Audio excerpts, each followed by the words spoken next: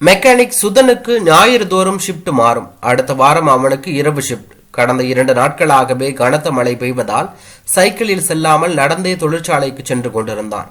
அன்று மழையும் மிக அதிகமாக இருந்தது. மின்சாரமும் போய்விட்டிருந்தது. பணிக்கு கிளம்பி கொண்டிருந்த சுதனிடம் அவன் மனைவி டார்ச் லைட்டை கையில் தந்தாள். உங்களுக்கு என்று சுதன் கேட்க, நாங்கள் மெழுகுவர்த்தியை வைத்து சமாளித்துக் கொள்வோம். ரோடெல்லாம் ஒரே கும்மருட்டு, வெள்ளக்காடாக வேறு ஆகிவிட்டிருக்கிறது. இருட்டில் குண்டு குழி தெரியாமல் விழுந்து வைக்கப் போகிறீர்கள், எடுத்துச் செல்லுங்கள் என்றாள் அவன் மனைவி. மாடிப்படி இறங்கி வரும் காலடி சத்தம் கேட்டு கீழ் போர்ஷனில் இருக்கும் அவன் நண்பனும் கூட வேலை செய்பவருமான ரமேஷ் இணைந்து கொள்ள இருவரும் தொழிற்சாலை சென்றடையும் பொழுது தொப்பலாக நனைந்திருந்தார்கள். இந்த காலத்து குடை அழகுக்குதான். காத்துக்கும் கனத்த மழைக்கும் குடை அடிக்கடி மடங்கி கொண்டு அவர்களை மழையில் நன்றாக நனைத்து விட்டிருந்தது. என்ன சார், கொஞ்சம் மழை நின்று கிளம்பி இருக்க கூடாதா என்று கேட்டான் வாட்ச்மேன். தங்கசாமி, இதென்ன நிற்கிற மலை மாதிரியா இருக்கு? 2 நாளா கொட்டுன்னு கொட்டுகிறது. நின்று வருவதென்றால் பணிக்கு நாளைக்கு தான் வர முடியும் என்றான் சுதன். ஆமா சார், சில சமயம் தினசரிகளில் வருமே வானத்தில் ஓட்டை விழுந்து விட்டது என்று. எனக்கு என்ன என்று புரியாமல் தான் இருந்தேன். ஆனால் இப்பொழுது பெய்கின்ற மழையை பார்த்தால் நம்ம சென்னைக்கு மேல உள்ள வானம் மெய்யாலுமே பொத்துக்கிடுத்தோ என்று தோணுது சார். முதலில் போய் ஈரத்தையெல்லாம் விழுத்துவிட்டு ஃபேன் கீழ் போய் நில்லுங்கள். துணிகளையும் ஃபேனின் முன்பு காய வையுங்கள். ஈரத்தோடு இருந்தால் காய்ச்சல் வந்துவிடப் போகிறது என்றான். சுதனுக்கு வெற்றுடம்பில் நிற்க முடியவில்லை. குளிரில் உடம்பு நடுங்க ஆரம்பித்து விட்டது. பூமி நன்கு குளிர்ந்து விட்டதல்லவா? உடம்பு சூட்டில் காயும் என்று நன்கு பிழிந்த ஆடைகளை மீண்டும் அணிந்து கொண்டு சூடாக டீ குடித்துவிட்டு வேலையை தொடங்கினான். 3/4 பேர் வேலைக்கு வரவில்லை. அப்பப்ப டீ குடிக்க கேண்டீனுக்கு செல்லும் பொழுது பார்த்தால் மழை விடாமல் அடித்து பெய்வது தெரிந்தது. ஈரத்தோடே இருந்ததாலோ என்னவோ சுதனுக்கு தொண்டை எல்லாம் கரகரத்து காய்ச்சல் அடிக்க ஆரம்பித்து விட்டது. அதை கண்டுபிடித்து விட்ட தங்கசாமி அங்கு குவார்டர்ஸில் தங்கி இருக்கும் டாக்டரிடம் கூட்டி போனான். அவர் சுதனுக்கு மருந்தும் தந்து ஊசியும் போட்டார். மழை விடாமல் பெய்து கொண்டிருந்தது. வீடு எங்கிருக்கிறது, எப்படி போக போகிறீர்கள் என்று கேட்க, வீடு ரொம்ப அருகில்தான், நடந்து போய்விடுவேன் என்றான். டாக்டர் சுதனை அவன் காரிலேயே கொண்டு வீட்டில் விட்டான். போகிற வழியெல்லாம் ஒரே வெள்ளக்காடாக இருந்தது. சுதனை பார்த்ததும் அவன் அம்மா உடம்பு சரியில்லாத மாதிரி இருக்கிறதே, காய்ச்சல் அடிக்கிறதா என்று கேட்டார். டாக்டர் பார்த்து ஊசியெல்லாம் போட்டு மருந்து கொடுத்திருக்கிறார், எல்லாம் சரியாகிவிடும் என்றான் சுதன். மதனுக்கு போன் போட்டு எப்படி இருக்கிறார்னு கேள். கழிந்த தீபாவளி ஒட்டிய மழையிலேயே வீட்டுக்குள்ள எல்லாம் வெள்ளம் வந்து கஷ்டப்பட்டதாக சொன்னான். 2 நாளா விடாம கொட்டுறது மழை, மின்சாரமும் இல்லை. உன் மனைவியுடைய செல்லில் சார்ஜ் இல்லாம, அதனால்தான் உன்னிடம் சொல்கிறேன் என்றாள் அவன் அம்மா. சுதன் அண்ணன் மதன் மற்றும் அண்ணி இருவரது எண்களுக்கும் மாறி மாறி தொடர்பு கொள்ள பார்த்தான். அணைக்கப்பட்டிருப்பதாக தகவல் வந்து கொண்டே இருந்தது. சார்ஜ் இல்லாட்டா அப்படிதான் வரும். ஒருவேளை அவர்களிடத்திலும் மின்சாரம் இல்லையோ என்னவோ என்றான் சுதன். கூடவே போன மழையின் போது அவர்கள் வீட்டிற்கு உதவிக்கு போயிருந்த போதே சொன்னேன், இந்த மழையின் சீசன் முடியும் வரை எங்களோடு வந்து தங்கு என்று. உங்க வீடு ரொம்ப சின்னது, சௌகரியப்படாது என்று அண்ணனும் அண்ணியும் சேர்ந்து சொல்லிவிட்டார்கள் என்றான் சுதன். உடனே அவன் அம்மா, உன் வீடு சின்னதாக இருந்தாலும் உன் மனசு பெருசு. ஆனா அவர்களோடது அப்படியா? பூர்வீக வீட்டை விற்றதில் உனக்கு உள்ள பங்கை கொடுத்திருந்தால் நீயும் உனக்கு ஒரு வீட்டை உண்டாக்கி கொண்டிருப்பாய். பூர்வீக வீடு விற்கப்படும் போது நீ படித்து கொண்டிருந்தாய். உன் பங்கை பேங்கில் போட்டு விடும்படி சொன்னேன் உன் அண்ணனிடம். உன் அண்ணி நயபஞ்சகி. சென்னையில் கட்டவிருக்கும் வீட்டை கொஞ்சம் பெரிதாக கட்டி கொண்டால் நாம் எல்லோரும் சௌகரியமாக வாழ முடியும் என்று உன் அண்ணனை சொல்ல வைத்து வீட்டை நல்ல வசதியாக கட்டி கொண்டார்கள். நீ கூச்ச சுபாவம் உடையவன். உன் பங்கை என்றுமே கேட்க மாட்டாய் என்பதால் என் கடமையை செய்ய வேண்டுமே என்று கொஞ்சம் மாதங்கள் முன்னாடி உன் அண்ணனிடம் உன் பங்கை தர சொன்னேன். என்னால் தற்போது பணம் ஒன்றும் புரட்ட முடியாது, பின்னால் தருகிறேன் என்று மனசாட்சி இல்லாமல் சொல்லிவிட்டான். இப்படியெல்லாம் வரும் என்று தெரிந்துதான் அன்றே சுதனின் பங்கை பேங்க்ல போட சொன்னேன் என்று சொல்ல, நாங்கள் என்ன ஏமாத்திட்டு ஓடி போயிட்டோமா என்று தாறுமாறாக பேச ஆரம்பித்தாள் உன் அண்ணி. அவள் ஒரு கிராதகி. பூர்வீக வீட்டிலிருந்து கொண்டு வந்த ஊஞ்சல், கட்டில்கள், பீரோக்கள் எல்லாம் அந்த காலத்தது. என்ன வேலைப்பாடு, எவ்வளவு கணம், தூக்கி போட்டாலும் உடையாது. அதிலாவது அவன் பங்கை கொடுத்து விடு என்றேன். அவன் இருக்கும் சின்ன வீட்டில் போட முடியாது என்று தட்டி கழித்து விட பார்த்தான். எனக்கு கோபம் வர, துரியோதனன் மாதிரி எல்லாவற்றையும் நீயே அனுபவிக்க நினைப்பது பெரிய அதர்மம் என்று சொல்ல, நீங்கள் ஒன்றும் எங்களுக்கு தர்மம் அதர்மம் சொல்லித்தர வேண்டாம் என்று சொன்னதுடன் உன் அண்ணி தாறுமாறாக பேச ஆரம்பித்தாள். அவள் வெறும் பேராசைக்காரி என்பது எனக்கு நன்றாக புரிந்தது. அதற்கப்புறம் தான் அவர்கள் வீட்டிற்கு போவதை நிறுத்திவிட்டேன். இவ்வளவு நடந்திருக்கா? எனக்கு தெரியவே தெரியாதே. அதனாலதான் இப்பொழுதெல்லாம் எங்க பார்த்தாலும் அண்ணன் என்னிடம் ஒழுங்காக கூட பேச மாட்டேங்கிறார். அவர் நான் தான் உன்னை தூண்டிவிட்டேன் என்று நினைக்கிறார் போல் இருக்கிறது என்று வருத்தப்பட்டான் சுதன். நடந்ததெல்லாம் உன் மனைவிக்கும் தெரியும். விடுங்கள் அத்தை, ஆண்டவன் நமக்கு கை கால் கொடுத்திருக்கிறான், உழைத்து சாப்பிடுவோம் என்று சொன்னது மட்டுமல்ல, அதை பற்றி ஒரு மூச்சு கூட உன்னிடம் விடவில்லை. உங்கள் இருவரின் நல்ல மனசுக்கு உங்களுக்கு ஒரு குறையும் வராது. அவனுக்கு குற்ற உணர்வு, அதனால் தான் உன்னிடமிருந்து ஒதுங்குகிறான். ஆனால் அவர்கள் இருவரும் நல்லவர்கள் இல்லை. அவர்கள் நல்லவர்களாக்கி கொள்ள உங்களை பற்றி நம் சொந்தக்காரர்களிடமெல்லாம் இல்லாதது பொல்லாதது எல்லாம் சொல்லித் தருகிறார்கள். தெய்வம் நின்று கொள்ளும் என்பது புரியவில்லை என்றாள். அம்மா, நீ வீட்டிற்கு பெரியவள், பணம் கிடக்கு, அவங்கள சபிக்காதே என்றான் சுதன். மழை விடாமல் பெய்ததால் பள்ளிகளுக்கெல்லாம் லீவு விட்டு விட்டார்கள். மின்சாரம் இல்லாததால் சுற்றி வர என்ன நடக்கிறது என்று அறிய முடியவில்லை சுதனுக்கு. அவனது டிரான்சிஸ்டர் ஞாபகம் வரவே அதை தேடி எடுத்தான். ஆனால் அதற்கும் பேட்டரி தேவைப்பட்டது. தெருமுனையில் கடை வைத்திருப்பவர் பக்கத்தில் வீட்டில்தான் குடியிருந்தார். அவரிடம் போய் விஷயத்தை சொன்னவுடன் அவருக்கு விஷயங்கள் தெரிந்து கொள்ள வேண்டும் என்ற ஆவலில் இருவருமாக சென்று கடையை திறந்து டிரான்சிஸ்டருக்கு பேட்டரி போட்டு கேட்க, நகரம் முழுவதும் மின்சாரம் துண்டிக்கப்பட்டு விட்டதாகவும் தண்டவாளங்களில் தண்ணீர் தேங்கிவிட்டதால் மின்சார ரயில் போக்குவரத்தும் நிறுத்தப்பட்டு விட்டதாகவும் அறிய முடிந்தது.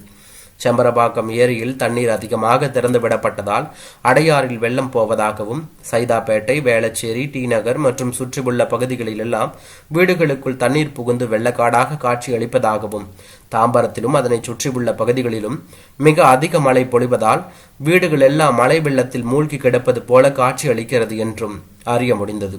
அதிலும் தாம்பரத்தில் முடிச்சூர் பகுதி அதிக பாதிப்புக்குள்ளாகி இருக்கிறது என்ற செய்தி கேட்டவுடன் சுதனின் அம்மா கலங்கி போய் புலம்ப ஆரம்பித்து விட்டார். ஏனென்றால் மதனின் வீடு முடிச்சூரில் தான் இருக்கிறது. சுதன், நான் வேண்டுமானால் போய் பார்த்துவிட்டு வரட்டுமா என்று அம்மாவிடம் கேட்க, வேண்டாம் வேண்டாம், ஒரே வெள்ளக்காடாக இருக்கிறது என்கிறார்கள். ரயில் போக்குவரத்தும் இல்லை. வெள்ளக்காடாக இருந்தால் பஸ் போக்குவரத்தும் இருக்காது. நீ வேறு வெள்ளத்தில் போய் மாட்டிக்கொண்டு விடாதே. எல்லாம் கடவுள் விட்ட வழி என்று பேசாமல் இருக்க வேண்டியதுதான். முடிந்தால் செல்லில் மாத்திரம் தொடர்பு கொள்ள முயற்சி செய் என்றார். நான் செய்து கொண்டுதான் இருக்கிறேன் என்றான் சுதன். அடுத்த நாள் காலை மழை கொஞ்சம் விட்டிருந்தது. சுதன் நேரில் தாம்பரம் போய் பார்த்துவிட்டு வருவது என தீர்மானித்து புறப்பட்டான். சுதன் ரோட்டில் போகின்ற வண்டிகளை கை காட்டி நிறுத்தி எப்படியோ தாம்பரம் வந்து சேர்ந்து விட்டான். தாம்பரத்தில் ரப்பர் படகுகளை வைத்து கொண்டு இரவு பகல் பாராமல் மனிதாபிமானத்துடன் உதவி கொண்டிருந்த கடற்படை வீரர்களை அணுகி தன் அண்ணன் குடும்பத்தை பற்றி கேட்டான். உடனே சுதனை ஒரு படகில் ஏறச் சொல்லி 3 வீரர்கள் அவனுடன் கிளம்பினார்கள். முடிச்சூரில் அண்ணனுடைய வீடு ஒதுக்குப்புறமான தனி வீடு. பக்கத்தில் வீடுகள் எதுவும் கிடையாது. எங்கு பார்த்தாலும் ஒரே வெள்ளம். வீடுகள் எல்லாம் தண்ணீரில் மூழ்கி கிடந்தது.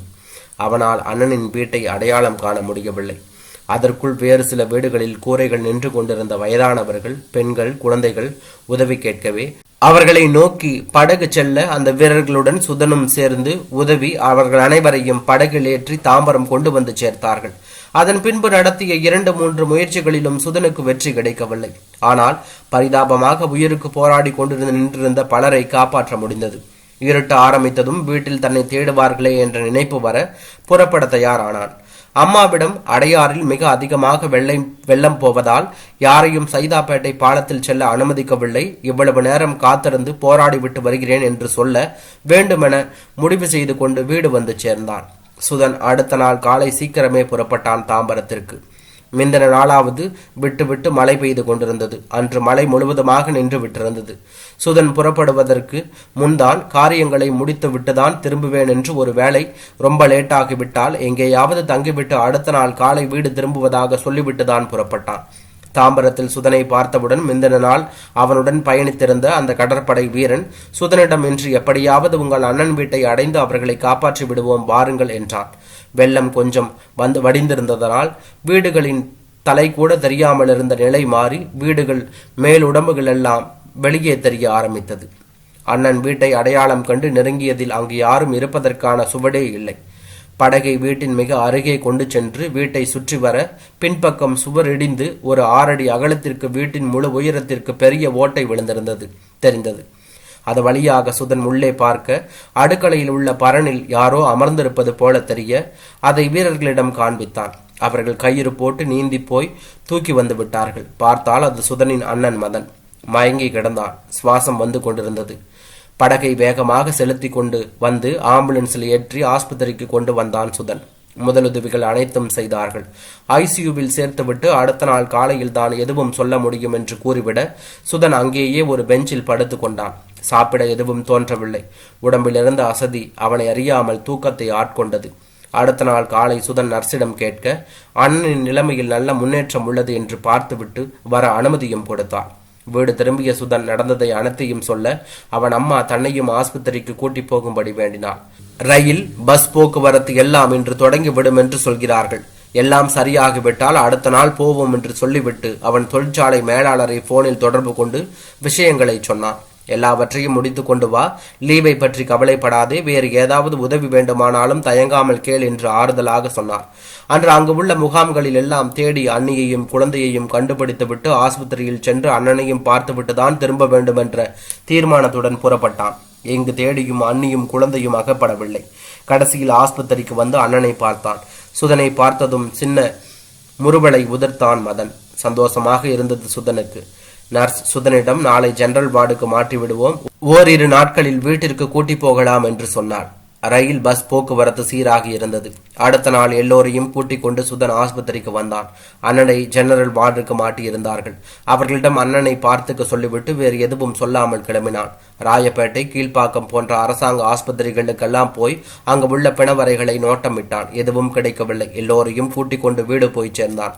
அடுத்த நாள் அண்ணனை ஆஸ்பத்திரியிலிருந்து வீட்டிற்கு கூட்டி வந்தான். அண்ணன் பேச ஆரம்பித்திருந்தான். அம்மா சுதனிடம் அண்ணியையும் குழந்தைகளையும் தேட வேண்டாமா என்று கேட்டான். சுதன் அங்கு உள்ள அனைத்து முகாம்களிலும் தேடியாகிவிட்டது, ஒரு தகவலும் கிடைக்க மாட்டேங்கிறது என்று வருத்தத்துடன் சொன்னான். அண்ணனிடம் அன்று என்ன நடந்தது என்று ஏதாவது ஞாபகம் இருக்கிறதா என்று கேட்டான் சுதன். மதன் சொல்ல ஆரம்பித்தான். மின்சாரம் இல்லாமல் இருந்தது. வெளியே கடுமையாக மழை பெய்து கொண்டிருந்தது. மெழுகுபர்த்தியை ஏற்றி வைத்துவிட்டு எல்லோரும் படுத்து கொண்டோம். ஒரே சத்தம். தண்ணீர் கதவின் இடுக்கின் வழியாக உள்ளே வருவது போல தோன்றியது. கட்டிலின் உள்புறம் நான் படுத்திருந்ததால் அவள் சுலபமாக எழுந்திருந்து கதவை மட்டமடக்க திறந்தாள். உள்ளே பாய்ந்த வெள்ளம் அவளையும் குழந்தைகளையும் வாரி சுருட்டி வெளியே இழுத்தது. நான் தாவி ஃபேனின் கம்பியை பிடித்து கொண்டு தொங்க ஆரம்பித்தேன். ஒரே இருட்டு. ஒன்றும் தெரியவில்லை. வெள்ளம் என் கழுத்துக்கு மேல் வரை வந்துவிட்டது. கம்பியை பிடித்து கொண்டு தொங்கிக் கொண்டே இருந்தேன். நேரம் போய்கொண்டே இருந்தது. கை இத்து ஓய்ந்து விடுவது போல இருந்தது. கொஞ்சம் வெளிச்சம் வர ஆரம்பிக்கவே விடிய ஆரம்பித்து விட்டது என்று தோன்றியது. கம்பியை பிடித்து கொண்டு தாக்கு பிடிக்க முடியாது என தோன்றவே நீஞ்சி போய் அடுக்களை பரன் மேல் ஏறி உட்கார்ந்து விடுவது என்று தீர்மானித்து செயலாற்றினேன். பரனிலும் தண்ணி ஏறி இருந்தது. அங்கு நீட்டி கொண்டிருந்த கம்பியை பிடித்து கொண்டு தண்ணீரிலேயே பரன் மேல் ஏறி உட்கார்ந்து விட்டேன். கொஞ்ச நேரத்தில் ஒரு பெரிய சத்தம். பின்பக்க சுவர் இடிந்து விழுந்தது. வெளிச்சம் நன்றாக உள்ளே வர ஆரம்பித்தது. எல்லாம் நன்மைக்குத்தான். யாராவது பார்த்து காப்பாற்றுவார்கள் என்ற நம்பிக்கை வந்தது. ஆள் அரவமே இல்லாமல் இருந்தது. அதன் பின்பு மயங்கி விட்டேன் போலிருக்கிறது. வேகமாக வந்த வெள்ளம் அவர்களை வாரி சுருட்டி கொண்டு போனதால் அவர்களை முகாம்களில் தேடுவதில் அர்த்தமில்லை. மற்ற அரசாங்க ஆஸ்பத்திரிகளில் பார்த்தாகிவிட்டதா என்று சுதனிடம் கேட்டான் மதன். ஆகிவிட்டது, ஒன்றும் தகவல் இல்லை என்றான் சுதன். நாட்கள் நகர்ந்தது. அண்ணி குழந்தை பற்றி ஒரு தகவலும் கிடைக்கவில்லை. சுதனும் அவன் அம்மாவும் முடிச்சூர் வீட்டிற்கு போய் பார்த்தார்கள். சேரும் சகதியமாக இருந்தது. வீட்டிற்குள் எதுவும் இல்லை. போதா குறைக்கு பின்பக்கம் சுவர் வேறு இடிந்து என்று திறந்து கடந்தது. அம்மாவிற்கு அந்த பூர்வீக வீடு, அதிலிருந்த நல்ல வேலைப்பாடுகளுடன் இருந்த பழைய காலத்து கட்டில், ஊஞ்சல், சோஃபாக்கள், மேஜை, நாற்காலிகள், பீரோக்கள் எல்லாம் ஒன்றொன்றாய் கண்முன் வந்து போக, உங்க அண்ணன் நான் சொல்ல சொல்ல கேட்காமல் அந்த வீட்டையும் விற்று இருந்த நல்ல சாமான்களை எல்லாம் தொலைத்து விட்டானே. 4-5 மாதத்திற்கு முன்புதான் போய் கேட்டபோது, கொஞ்சம் சாமான்களையாவது உன் பங்குக்கு கொடுத்திருந்தால் அதாவது மிஞ்சி இருக்குமே. வெறும் பேராசைக்காரன். இன்று எல்லாம் இழந்து அனாதையாக நிற்கிறான் என்று புலம்ப ஆரம்பித்து விட்டார். சுதன் அம்மாவிடம், அம்மா, நடந்ததெல்லாம் நடந்து விட்டது. இனிமேல் இதை பற்றி பேசுவதால் ஏதாவது திருப்பம் கிடைக்குமா? வீணாக நம் மனை அமைதிதான் குலையும். புரிந்து கொள், தயவு செய்து இதை பற்றி பேசாதே என்று அம்மாவிடம் நல்ல வார்த்தை சொல்லி அவளை தேற்றினான். மதன் சுதனிடம் நடந்தவைகள் எல்லாம் வருத்தப்பட்டான். அவன் மனைவிதான் மனதை பால்படுத்தி விட்டதாக பழித்து அவளை திட்டினான். சுதன் போனால் போகட்டும், விட்டுத்தள்ளு என்று மதனை தேற்றினான். சுதன் மதனிடம், நீ எங்களோடவே தங்கிவிடு என்று சொல்ல மதனும் சம்மதித்தான். பையன்களின் பேச்சுக்களை கேட்டுக்கொண்டிருந்த அவர்களின் அம்மா அங்கு வந்து மதனிடம், கிண்டியில் நீ வேலை பார்க்கும் இடத்திற்கு அருகிலேயே ஒரு சின்ன இடம் பார், நான் உன்னிடம் வந்து விடுகிறேன் என்றாள் சுதன். அதற்கு சுதன், என்னம்மா, எல்லோரும் ஒற்றுமையாக சேர்ந்து இருப்போம் என்றுதான் நாங்கள் யோசித்துக் கொண்டிருந்த போது நீ எங்களை விட்டே போகிறேன் என்று பேசுகிறாய் என்று கோபப்பட்டான். நான் வயதானவள். உன் மனைவி ஒரு குழந்தையை பெற்றுவிட்டாலும் அவள் சின்ன பெண்தான். உங்களுக்கு பெரிதாக வயதாகி விடவில்லை. மனித மனது குரங்காக்கும். சந்தர்ப்ப சூழ்நிலைக்கேற்ப மாறிக்கொண்டே இருக்கும். நான் அனுபவமிக்க பெரியவள். அன்று பூர்வீக வீட்டை விற்க வேண்டாம் என்று தான் சொன்னேன். கேட்கவில்லை. இப்ப எல்லாத்தையும் இழந்து நிற்கிறோம். நான் பலதையும் யோசித்துதான் சொல்கிறேன். இப்பொழுது இருப்பது போல நீங்கள் எப்பொழுதும் இருக்க வேண்டும் என்பதற்காக தான் சொல்கிறேன். சில விஷயங்களை விளக்கமாக பேச முடியாது. ஆனால் நான் உங்கள் தாயார். எல்லோருக்கும் நல்லதுதான் நினைப்பேன் என்பதை நம்புங்கள். மதன், என்ன கிண்டியில வீடு பார்க்கிறாயா? உன் மனைவி வந்து சேரும் வரை நான் உனக்கு சமைத்து போடுகிறேன் என்றாள். மதன் சரி என்றான். இன்னொன்று, அந்த முடிச்சோர் வீட்டை ரிப்பேர் எதுவும் செய்ய வேண்டாம். இன்னும் 2 வருஷத்தில் விலைக்கு கொடுக்க முடியுமென்றால் கொடுத்துவிட்டு உன் தம்பியிடம் நீ பட்ட கடனை கொஞ்சமாவது அடை. நான் சொல்வது கசப்பாக இருக்கலாம், ஆனால் அதுவும் உன் நன்மைக்குத்தான் என்று முடித்தாள். சுதனின் மனைவிக்கு அத்தையின் பேச்சின் சூஷ்மம் புரிந்தது. அவளும் பெண்ணளவா? எதையும் எட்டி ஆலோசித்து தெரிந்தவர்கள். அத்தையை நன்றியோடு பார்த்தாள் சுதனின் மனைவி.